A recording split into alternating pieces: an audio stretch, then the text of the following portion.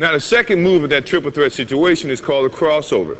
And the crossover is strictly just a change of direction. And let me show you exactly the way it should be done. In protecting the basketball, you're jabbing with your right foot, and the defense sometimes react that way, and you want to change your direction. This is what most of the people do that's going to get called for traveling.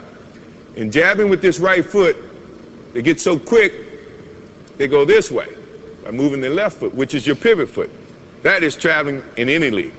So the correct way to do it is when you jab, now you're going to pick up the same foot that you jabbed with and change directions. And in putting the ball down, good defensive players, if you put the ball out here, have long enough arms. Scottie Pippen, for one, can slap it. Your momentum is going this way and the ball is going that way. Good way to correct that is when you jab, now you change. If you put the ball here, you got protection from your right leg. Your hand should be here protecting the basketball anyway. So now the only way the defense can get to that ball is to go through your arms, go through your legs. 9 times out of 10, it's going to be a foul. I say 9 times out of 10 because I could get away with it. But I don't play anymore, so you don't have to worry about that. So, jab step, change the direction this way, putting the ball inside your legs. Now the good thing about an offensive player is you got to be able to go both ways. If you go one way, now you're limiting your options.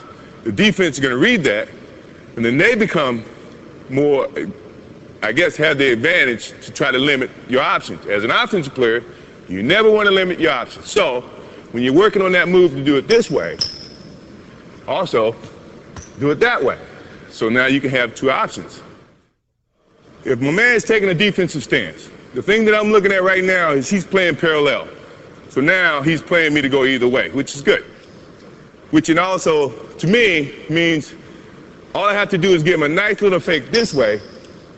He's going to think and feel that that's the way I'm going. My change of direction is a little bit better to use when you see a guy with the parallel stance. Mainly because he doesn't know where you're going. So now you have so many options, you just try to use as many options as you can. Now if he had his right foot forward, that to me is saying, now he wants you to go this way. The last thing I want to do is go where the defense wants me to go. I want to go opposite. So this is when now he takes his step that way. The change of direction means he's got to pick up this foot and open, then slide to keep up to you as an offensive player. That takes more time than you taking that crossover and driving to the hole. So you have the advantage in that sense. Now, if he has his other foot up, this is what I was telling you about being able to go both ways. Now you can do the same thing and attack it this way. You see what I mean? So now he can't limit your options. So you should look, before you take your stance, look how the defense is playing you, and then decide which is your pivot foot, your right foot or your left foot, and then attack.